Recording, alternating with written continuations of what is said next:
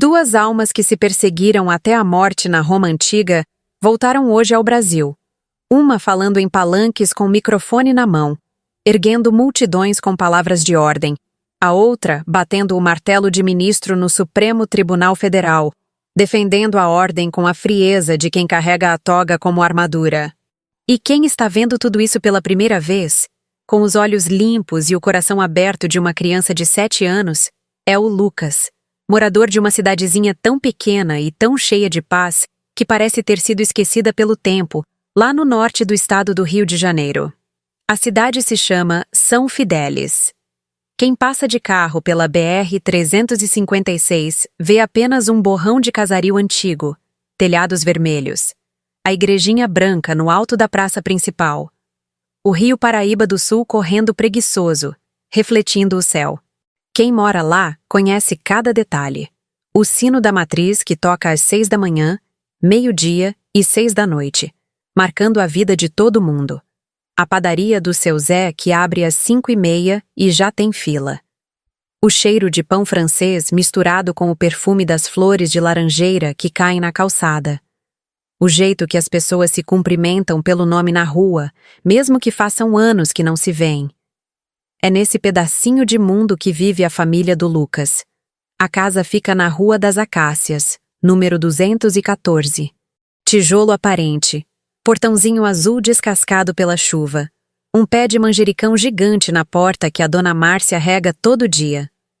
Dentro da casa, o cheiro é sempre de café coado na hora, de bolo de fubá assando no forno, de roupa limpa passada com ferro quente. Tem um sofá de couro marrom rachado, uma televisão antiga de tubo que ainda funciona, fotos da família na parede, casamento dos pais, batizado das crianças, formatura da Ana Clara no ensino fundamental. Márcia é auxiliar de enfermagem no postinho de saúde. Chega em casa às vezes cansada, uniforme branco meio amarrotado, tênis gasto, mas nunca deixa de trazer um sorriso que ilumina tudo. Roberto é motorista de van escolar, daqueles que conhecem o nome, o aniversário e até o time do coração de cada criança que transporta. Ana Clara, 16 anos, vive grudada no celular, fone de ouvido, stories, filtros, sonhando com o dia de ir embora para a capital e ser alguém na vida. E tem o Lucas. 7 anos feitos em setembro, com bolo de chocolate e brigadeiro que sobrou 3 dias. Magrinho, joelhos sempre ralados, cabelo castanho que parece ter vida própria, olhos grandes e castanhos que parecem sempre estar procurando alguém que só ele enxerga. Desde muito pequeno já era diferente. Chorava com o comercial de cachorro abandonado, abraçava as árvores do quintal, ficava parado olhando para o céu como se esperasse uma estrela cair só para ele. Quando a professora perguntava o que queria ser quando crescer, respondia sem pestanejar: "Quero ajudar as pessoas a parar de brigar, tia. Brigar deixa Deus triste." Numa quarta-feira comum de novembro de 2024, o céu estava limpo. O calor começava a apertar, e a família estava reunida na sala depois do jantar. A televisão antiga estava ligada no jornal local. Aquele que passa às 7h30 e todo mundo assiste porque é o único que fala da cidade. De repente, entra uma reportagem de arquivo. Imagens de 2022. Jair Bolsonaro no palanque, camisa polo azul, voz alta, gesto largo, multidão de verde e amarelo gritando palavras de ordem, bandeiras tremulando. Em seguida, corte seco para o plenário do STF. O ministro Alexandre de Moraes, toga preta, expressão séria, batendo o martelo com firmeza, silêncio pesado na sala do tribunal. Lucas brincava no chão da sala, montando uma cidade inteira de Lego. Tinha até um palácio com colunas brancas que ele mesmo inventou. De repente, as mãozinhas pararam. Os carrinhos caíram. Ele levantou a cabeça devagar, devagar, os olhos arregalados, como se tivesse levado um choque que ninguém mais sentiu. A boca abriu antes mesmo do cérebro mandar. A voz saiu pequena, quase um sussurro, mas com uma certeza que fez todo mundo gelar. "Mãe." O homem de camisa azul é o general que atravessou o rio com os soldados atrás dele. Ele falou: A sorte está lançada. E mudou tudo para sempre. E o homem de toga preta? É o da barba grande que rasgou a roupa no meio do Senado e depois se matou em Útica para não ver Roma virar império. Mãe, eles voltaram. Estão aqui de novo. E estão brigando exatamente igual. Só que agora é com palavras, telas e martelo. O controle remoto escorregou da mão do Roberto e caiu no chão com um baque seco que ecoou na sala. Márcia sentiu o coração disparar tão forte que parecia que ia sair pela boca. Ana Clara tirou os fones de ouvido sem nem perceber. Até o ventilador de teto pareceu ranger mais alto no silêncio absoluto que se seguiu. Ninguém ousou rir. Ninguém ousou dizer que era imaginação. Porque o olhar do Lucas não era de quem inventa a história. Era de quem acabou de lembrar de algo que nunca deveria ter esquecido. Depois daquela noite, a casa da Rua das Acácias nunca mais foi a mesma. As lembranças começaram a escapar do Lucas como água de uma torneira mal fechada. Primeiro pingava, depois jorrava, depois transbordava. No café da manhã, enquanto Márcia servia o leite com Toddy e cortava pão com manteiga, ele olhava para o copo e dizia, distraído, como se estivesse falando do tempo. O general falou. A sorte está lançada quando atravessou o Rubicão. Hoje ele fala Deus acima de todos. E as pessoas gritam do mesmo jeito, mãe. É a mesma voz. No almoço de domingo, com a avó presente, a mesa cheia de arroz, feijão, macarrão, frango assado e salada, Lucas pegou um pedaço de pão francês e comentou do nada. O homem de toga gritava no Senado que preferia morrer a ter um rei em Roma. Hoje ele bloqueia a conta de quem fala demais na internet. É o mesmo olhar, mãe. O mesmo olhar que não deixa ninguém passar. A avó quase engasgou com o suco de laranja. Roberto tentou desconversar. Disse que era coisa de desenho animado, de filme de gladiador. Mas Márcia já sentia um frio na espinha que não explicava. Uma madrugada de quinta-feira, Lucas acordou chorando baixinho. Márcia correu para o quarto e encontrou o filho sentado na cama, abraçando os joelhos, rosto molhado de lágrimas. Eu era o escriba deles, mãe. Eu escrevia as cartas do general Júlio César com pena de ganso, tinta preta, rolo de pergaminho. Levava escondido para o Catão ler. Quando o Catão se matou em Útica, ele enfiou a espada 2 vezes porque a primeira não foi suficiente. O general chorou quando soube. Chorou de verdade. Mas depois mandou prender todo mundo que ainda falava mal dele. Eu vi tudo, mãe. Eu estava lá. Márcia abraçou o menino com tanta força que quase doeu. Roberto, que tinha entrado atrás, ficou parado na porta sem saber o que dizer. Na manhã seguinte, ele ainda tentou brincar. Tá vendo muita série de gladiador, hein, campeão? Mas o olhar da esposa já dizia tudo. Ali não era série, não era imaginação. Era algo muito maior. Nos dias que se seguiram, Lucas desenhava coisas estranhas na escola. A professora, Dona Neuza, mandou um bilhete preocupada.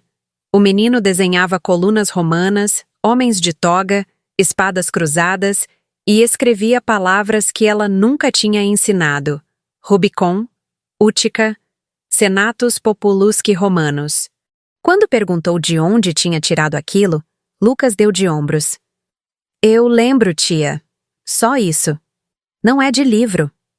Em casa, as conversas começaram a girar só em torno disso. Ana Clara, que antes mal tirava o olho do celular, agora gravava os áudios do irmão escondido para mostrar para as amigas no WhatsApp. Márcia passava as noites pesquisando no Google "Criança lembra a vida passada" e chorava lendo relatos de outros pais em fóruns espíritas. Roberto ainda resistia. Dizia que era fase, que ia passar, mas já aceitava tomar o passe no centro espírita da cidade vizinha, só para acompanhar a mulher e não deixar ela preocupada. Uma tarde, Lucas estava brincando no quintal com um carrinho de plástico quando parou de repente, olhou para o céu e falou sozinho. Eles ainda não aprenderam, né? Um quer ser rei sem coroa, o outro quer ser guardião sem coração. Vão se machucar de novo se não pararem. Márcia ouviu da janela da cozinha e sentiu um arrepio que subiu pela espinha. Naquela noite, ela e Roberto sentaram na sala, depois que as crianças dormiram, e tomaram a decisão. Precisavam de ajuda de verdade. Alguém que entendesse do assunto. Alguém que soubesse o que fazer com uma criança que lembrava de coisas que aconteceram 2000 anos atrás. Num sábado de manhã, bem cedo, a van do Roberto pegou a estrada para Campos dos Goitacazes. Dentro do carro, Márcia segurando a mão do Lucas com força. O menino quietinho olhando a paisagem passar. Ana Clara filmando tudo com o celular para postar no status. E Roberto dirigindo em silêncio, ainda tentando convencer a si mesmo que era só uma consulta boba. Chegaram ao Centro Espírita Luz do Amanhã pontualmente às 10 horas. O lugar era simples, paredes brancas, cadeiras de plástico alinhadas, cheiro de café passado e água fluidificada, um pôster do Evangelho segundo o Espiritismo na parede e uma imagem grande de Jesus de braços abertos. Quem os recebeu foi seu Geraldo, um senhor de 79 anos, pele morena, óculos de armação dourada, barba bem aparada e voz tão calma que parecia que o mundo inteiro desacelerava quando ele falava. Sentaram-se numa salinha com porta de madeira, luz suave entrando pela janela. Seu Geraldo ofereceu café com biscoito de polvilho e ouviu tudo sem interromper uma vez sequer. As frases do Lucas, os desenhos, o choro à noite, a certeza absoluta da criança, as palavras que ele nunca deveria saber. Quando Márcia terminou de contar, com a voz embargada e os olhos cheios de lágrimas, o velhinho sorriu com carinho e começou a falar devagar, pausadamente, como quem sabe que cada palavra pesa. Minha filha, meu filho, o que o Lucas traz é um eco muito forte. A alma é eterna, vocês sabem. Às vezes, quando a gente volta criança, a cortina entre uma vida e outra fica mais fina. Ele pode estar lembrando compromissos antigos, relações intensas que não se resolveram. Não precisamos afirmar nomes, Bolsonaro, Moraes, César, Catão. Isso pouco importa. O que importa é o padrão, duas almas que se amaram e se feriram profundamente. Uma queria mudar tudo rápido, custe o que custasse. A outra queria proteger o que considerava sagrado, custe o que custasse. Morreram sem se entender. Talvez tenham voltado agora, aqui no Brasil, exatamente para aprender o que não aprenderam há 2000 anos. Poder sem amor vira tirania, rigidez sem misericórdia vira injustiça. Roberto mexeu-se na cadeira desconfortável. Mas, seu Geraldo, será que é mesmo reencarnação deles? O velhinho sorriu de novo. Ninguém pode afirmar com certeza, meu filho. Só Deus sabe o nome de cada alma com exatidão. Mas a gente vê o padrão se repetir. A mesma intensidade, o mesmo embate entre mudança e ordem, entre povo e instituição. E o mais bonito, talvez o Lucas tenha voltado justamente para ser uma pontinha de paz no meio dessa história toda. Em seguida, vieram as orientações práticas, com a calma de quem já guiou centenas de famílias. Prece toda noite pedindo luz para todos os envolvidos, encarnados e desencarnados. Evangelho no lar toda segunda-feira, sem falta. Água fluidificada na cabeceira do Lucas. E, principalmente, deixar o menino ser criança. Não forçar lembrança, não reprimir, apenas amar e orientar. Quando saíram do centro, o sol já estava alto. Roberto dirigiu o caminho inteiro em silêncio. Mas, ao chegar em casa, foi o primeiro a pegar o livro, o Evangelho segundo o Espiritismo, na estante empoeirada e escolher o capítulo da próxima segunda-feira. Dezembro chegou trazendo o calor gostoso do interior, cheiro de terra quente, férias escolares e aquela animação típica de fim de ano. A escolinha municipal organizou a tradicional visita ao Lar de Idosos São Vicente, no centro de São Fidélis. As crianças levaram cartões de Natal feitos com cartolina, cola colorida e purpurina, cantaram Noite Feliz desafinada, Bate o Sino e distribuíram balas de hortelã para os vovôs e vovós que mal conseguiam abrir a boca de tão feliz. Lucas entrou no salão de mãos dadas com a mãe, que acompanhava como voluntária. O lugar cheirava a talco, café fraco e um restinho de remédio. Tinha televisão ligada na Record com volume baixo, cadeiras de rodas alinhadas como num pequeno exército silencioso, alguns idosos dormindo com a cabeça pendendo, outros olhando para o vazio, alguns sorrindo para qualquer rosto infantil que aparecesse na frente. De repente, Lucas soltou a mão da Márcia e caminhou decidido, como se alguém o chamasse pelo nome que ele nem sabia que tinha. Passou por várias cadeiras, ignorou as balas, ignorou as músicas, até parar diante de um senhor muito velhinho, pele fina como papel de seda, olhos quase fechados, respirando devagar. O crachá na cadeira dizia Antônio, 92 anos. As mãos do vovô tremiam levemente sobre o cobertor xadrez. Lucas ajoelhou no chão frio, pegou aquela mão cheia de manchas e veias azuis e ficou ali, quietinho, 20 minutos inteiros. Nem piscava. Parecia que o tempo tinha parado só para eles dois. Márcia observava de longe, coração apertado, sem coragem de interromper. Quando a professora bateu palma avisando que era hora de ir embora, Lucas beijou a mão do vovô Antônio, levantou devagar, alisou o cobertor como quem arruma uma armadura antiga e voltou caminhando. No corredor, já perto da saída, sussurrou para a mãe. Esse vovô foi centurião do general. Lutou nas guerras da Gália, carregou o estandarte, viu sangue correr como rio. Depois virou guarda do Senado e ajudou a proteger o homem de toga. Morreu velho, cansado de escolher lado. Hoje ele só quer paz, mãe. Só quer que alguém segure a mão dele e diga que acabou a guerra. No ônibus de volta, o céu estava laranja de fim de tarde, com nuvens cor-de-rosa que pareciam algodão doce. As crianças cantavam parabéns para você, para uma coleguinha que fazia aniversário. Lucas encostou a testa no vidro embaçado e falou tão baixo que só a mãe ouviu. Deus me trouxe de volta agora para eu mostrar para eles que dá para discordar sem odiar, dá para mandar sem humilhar, dá para julgar sem querer destruir o outro. Se eu conseguir fazer um pouquinho diferente do que eu fiz lá atrás, já valeu essa vida toda inteira. Eu prometi para alguém lá em cima que ia tentar, mãe. Prometi. Márcia não conseguiu segurar o choro. Abraçou o filho ali mesmo, no meio do ônibus barulhento, enquanto as outras mães olhavam sem entender e a professora sorria com os olhos marejados. Naquela noite, em casa, ela contou tudo pro Roberto. Ele ouviu calado, sentado na beirada da cama. Depois foi pro quintal, sentou na escada e ficou olhando pro céu por um tempo longo, como quem conversa com as estrelas. Quando voltou, os olhos estavam vermelhos. Pela primeira vez na vida, foi ele quem começou a prece antes de dormir, com a voz embargada. Senhor Jesus, ilumina essas duas almas que se perderam no caminho e abençoa nosso menino que veio para lembrar a gente do amor. Hoje Lucas está com quase 8 anos.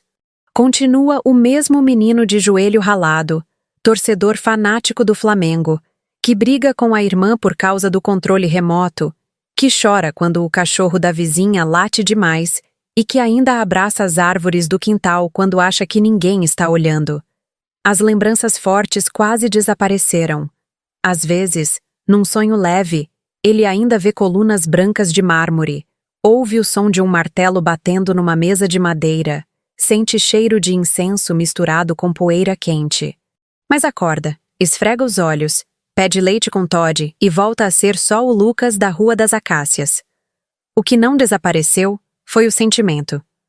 Quando aparece notícia do Jair Bolsonaro ou do ministro Alexandre de Moraes na televisão, Lucas não sente raiva, não torce contra ninguém.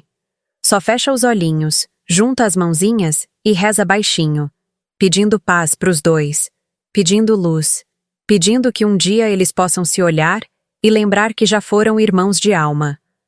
A família mudou de um jeito bonito. Segunda-feira é dia sagrado de evangelho no lar. A mesa da cozinha vira altar, com toalha branca, copo d'água, o livro aberto. Roberto, que antes era o mais cético, hoje é o primeiro a escolher o capítulo e a fazer a prece inicial, com a voz firme e emocionada. Márcia guarda com carinho os desenhos antigos do filho. Um coração grande com duas mãos se apertando, uma de armadura, outra de toga. Ana Clara, que antes achava tudo muito doido, hoje é a primeira a defender o irmão quando alguém na escola zoa. Meu irmão não é maluco, ele só lembra mais que a gente.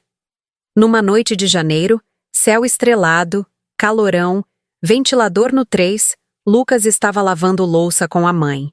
Ele secava os pratos com o pano de prato xadrez e de repente sorriu. Sabe, mãe, não importa se eu fui escriba do César ou do Catão. Não importa se eles são o general ou o homem de toga de novo. O que importa é que hoje eu posso escolher ser diferente. E eu escolho a paz. Todo dia eu escolho a paz. Porque lá atrás eu escolhi lado. E ninguém ganhou. Márcia parou, enxugou as mãos no pano de prato e abraçou o filho demorado, como quem abraça o mundo inteiro. Naquela noite, a casa inteira dormiu com o coração mais leve. E assim segue a vida naquela casinha simples do interior do Rio de Janeiro. Uma criança ensinando aos adultos a lição mais antiga e mais nova que existe. O passado pode explicar quem fomos, mas só o amor decide quem seremos. Se você chegou até aqui, pare um minutinho e reflita comigo. Quantas pessoas que hoje nos irritam, nos desafiam ou nos confrontam não serão exatamente aquelas com quem temos contas antigas para acertar com carinho? E se a pessoa que mais nos tira do sério for, na verdade, o maior professor que a vida nos mandou? Que tal a gente usar o dia de hoje para perdoar, para compreender, para construir pontes onde antes só havia muros? Muita paz no coração de vocês, meus queridos. Até a próxima história. Que Deus nos abençoe sempre.